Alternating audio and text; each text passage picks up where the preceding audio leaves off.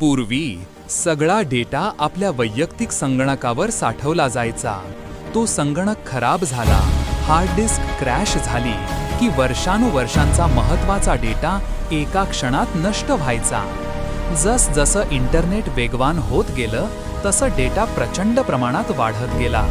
Mobile, applications आणि online सेवा या सगळ्यांना सतत उपलब्ध, सुरक्षित आणि विश्वासार्ह डेटाची गरज होती.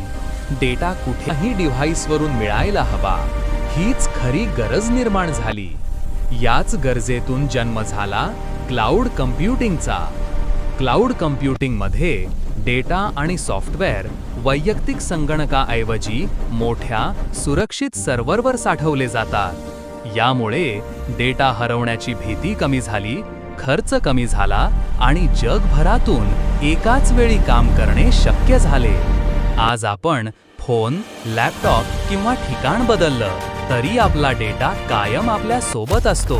म्हणूनच क्लाउड कम्प्युटिंग म्हणजे आधुनिक डिजिटल जगाची कणा असलेली तंत्रज्ञान प्रणाली.